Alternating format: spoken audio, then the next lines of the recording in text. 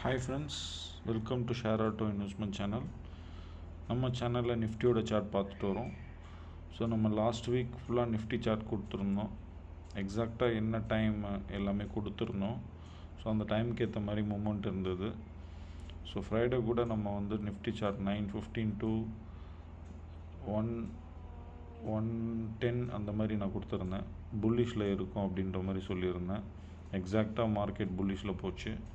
அப்புறம் 110 மார்க்கெட் கீழே விழுன்னு சொன்னேன். ஆனால் அது 1:15 அப்புறம் தான் மார்க்கெட் கீழே விழுந்தது. ஒரு 5 நிமிஷம் கேப்பில் விழுந்தது. மார்க்கெட் அதே மாதிரி ஃபால் ஆச்சு. அதுக்கப்புறம் நீங்கள் அந்த இடத்துல ஒரு புட் ஆப்ஷனை எடுத்துருந்தீங்க, பை பண்ணியிருந்தீங்கன்னா கண்டிப்பாக ப்ராஃபிட் பண்ணியிருப்பீங்க. அதுக்கப்புறம் மறுபடியும் ஒரு சப்போர்ட் ஜோனை தொட்டுட்டு மறுபடியும் வந்து ரெசிஸ்டண்ட்டுக்கு தொட்டுட்டு மறுபடியும் ஒரு சப்போர்ட் ஜோனத்தோடு தான் போச்சு. மார்க்கெட் க்ளோஸ் ஆச்சு. ஸோ இப்படி தான் இருந்தது ஃப்ரைடே. ஸோ இதே மாதிரி தான் வந்து முடிஞ்சுது நம்ம சொன்ன மாதிரி. ஸோ நாளைக்கு நிஃப்டி சார்ட் எப்படி இருக்குன்றது பார்ப்போம். ஸோ அதுக்கு முன்னாடி ட்ரேடு எடுக்கிறவங்க ஒரு நாளைக்கு ஒரு ட்ரேடு 2 ட்ரேடுக்கு மேலே எடுக்காதீங்க. அதுவும் கன்ஃபர்மேஷன் கிடைச்சா மட்டும் எடுங்க, சரிங்களா?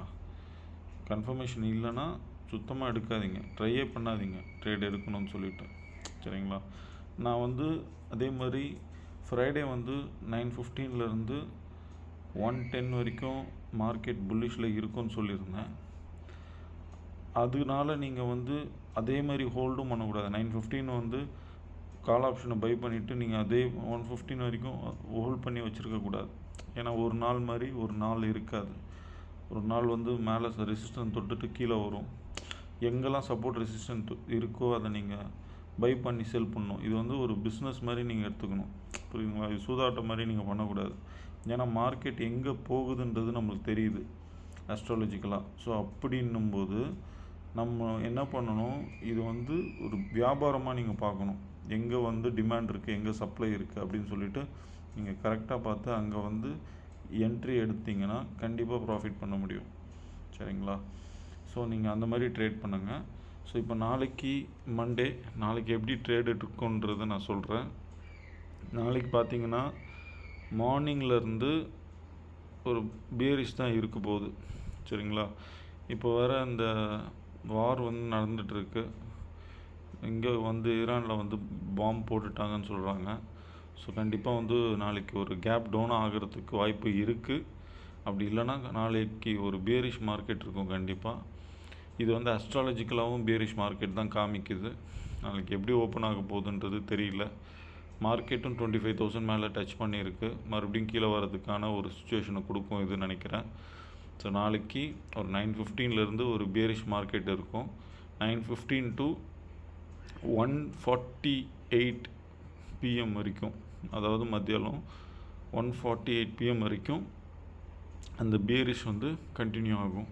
ஸோ அதுக்கப்புறம் தான் அந்த 1:48 PMக்கு மேலே தான் வந்து மார்க்கெட் புல்லிஷுக்கான இது இருக்குது அந்த இடத்துல. ஸோ அது வரைக்கும் நீங்கள் கொஞ்சம் பார்த்து தான் ட்ரேட் பண்ணணும், சரிங்களா? புல்லிஷ் இருக்கும், பட் அதே மாதிரி புல்லிஷ் வந்து டக்குன்னு மேலே மூமெண்ட் இருக்குமான்னு கேட்டிங்கன்னா எனக்கு தெரியாது, சரிங்களா? அதனால் வந்து புல்லிஷாக இருக்கட்டும் பேரிஷாக இருக்கட்டும், சப்போர்ட் கிடைச்சா மட்டும் எடுங்க, ரெசிஸ்டன்ஸ் கிடைச்சா மட்டும் செல் பண்ணுங்கள், புரியுதுங்களா? இப்போ நான் செல்லிங் சொல்லிட்டேன். மார்னிங் 9:15 1:48 PM வரைக்கும் செல்லிங் சொல்லிட்டேன். அப்போ நீங்கள் ஒவ்வொரு ரெசிஸ்டன்ட் கிடைக்கும் போது, ப்ரைஸ் ஆக்ஷனில் ரெசிஸ்டண்ட்டாக இருக்கலாம், இல்லை பிவட் பாயிண்ட் ரெசிஸ்டண்ட்டாக இருக்கட்டும், எந்த ரெசிஸ்டன்ட் வேணாலும் இருக்கட்டும், கரெக்டாக அந்த ரெசிஸ்டன்ஸ் ஜோனில் கொஞ்சம் நீங்கள் மேலே தள்ளி வச்சு கூட நீங்கள் என்ட்ரி எடுங்க, சரிங்களா? சில நேரம் என்ன ஆகுது, ஆப்ரேட்டர்ஸ் வந்து நம்ம ஸ்டாப் லாஸ் ஹிட் பண்ணோன்னே பண்ணுவாங்க. ஸோ அப்போ ஸ்டாப் லாஸ் எங்கே வைக்கிறீங்களோ அந்த இடத்துல நீங்கள் கூட என்ட்ரி வச்சு நீங்கள் வந்து பண்ணுங்கள், சரிங்களா? ஸோ அந்த மாதிரி ட்ரேட் பண்ணுங்கள். மாதத்துக்கு 30 நாளைக்கு நீங்கள் 30 என்ட்ரி எடுக்கணும்னு அவசியமே கிடையாது. 30 நாளைக்கு ஒரு 10 என்ட்ரி 15 என்ட்ரி 20 என்ட்ரி எடுத்தால் கூட போதும். நம்மளுக்கு எந்த இடத்துல ஆப்பர்ச்சுனிட்டி இருக்கோ அந்த இடத்துல ட்ரேட் பண்ணாலே போதும், நம்ம ப்ராஃபிட் பண்ணிடலாம், சரிங்களா? ஸோ நாளைக்கு வந்து இப்படி தான் மார்க்கெட் இருக்கும், இப்படி தான் நகரும் அப்படின்னு வந்து நான் சொல்கிறேன், ஒவ்வொரு டே சொல்கிறேன். பட் அதே மாதிரி போகும் அப்படின்றது நம்ம கையில் இல்லை, சரிங்களா? அஸ்ட்ராலஜிக்கலாக நான் சொல்கிறேன். இருந்தாலும் நீங்கள் ஒரு டெக்னிக்கல் அனாலிசிஸ் ஏதாவது ஒரு ஸ்ட்ராட்டஜி நீங்கள் வச்சுருப்பீங்க, சரிங்களா? அந்த ஸ்ட்ராட்டஜிக்குள்ளே இந்த அஸ்ட்ராலஜி வந்து வருதான்னு செக் பண்ணிக்கங்க.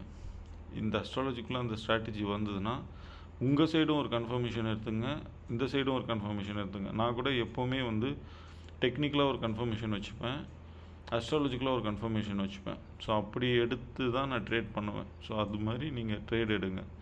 சும்மா பிளாங்காக வந்து நீங்கள் ட்ரேட் பண்ணாதீங்க. அஸ்ட்ராலஜி மட்டும் வச்சுட்டும் நீங்கள் ட்ரேட் பண்ணக்கூடாது, டெக்னிக்கல் வச்சுட்டும் நீங்கள் ட்ரேட் பண்ணக்கூடாது. எப்போவுமே ஒரு டபுள் கன்ஃபர்மேஷன் இருக்கிறது நம்மளுக்கு நல்லது. சரிங்களா? இதுதான் நான் மெயினாக சொல்ல வரேன். சரிங்களா? நிறைய பேர் டெலிகிராமில் ஜாயின் பண்ணாமல் இருக்கீங்க. டெலிகிராமில் ஜாயின் பண்ணிக்கோங்க. இந்த வீடியோ வந்து நிறைய பேர் வந்து போட மாட்டாங்க. இந்த மாதிரி எல்லோரும் வீடியோ போடுறவங்க எல்லோரும் ப்ரெடிக்ஷன்ஸ் கொடுக்கறதில்ல. Post market report, pre market report இந்த மாதிரி தான் கொடுக்குறாங்க. நம்ம சேனலில் மட்டும்தான் இந்த மாதிரி அட்வான்ஸ் ப்ரெடிக்ஷன்ஸ் கொடுக்குறோம். சரிங்களா? நான் இதுக்காக உங்கள்கிட்ட காசு வாங்குறது இல்லை. எனக்கு நீங்கள் பண்ண வேண்டியது எல்லாமே வந்து உங்கள் சோஷியல் நெட்வொர்க் வந்து ஃபேஸ்புக்காக இருக்கட்டும், வாட்ஸ்அப் குரூப்பாக இருக்கட்டும், இல்லை டெலிகிராம் குரூப்பாக இருக்கட்டும், நீங்கள் வந்து இதை ஷேர் பண்ணுங்கள். இந்த வீடியோ எவ்வளோ ஷேர் பண்ண முடியுமோ பண்ணுங்கள். சரிங்களா? அதை மட்டும் எனக்காக பண்ணுங்கள். சப்ஸ்கிரைபர்ஸ் அதிகமாச்சுன்னா கண்டிப்பாக டெய்லி வீடியோ போடுவேன். அப்படி இல்லைன்னா எனக்கும் வந்து ஒரு ரெக்கக்னிஷன் இல்லாத இடத்துல வந்து ஸ்டாப் பண்ணுற மாதிரி தான் சுச்சுவேஷன் கொடுக்கும். சரிங்களா? அதனால் வந்து முடிஞ்ச அளவுக்கு இந்த வீடியோ ஷேர் பண்ணுங்கள். சரிங்களா? Thank you guys, thank you all.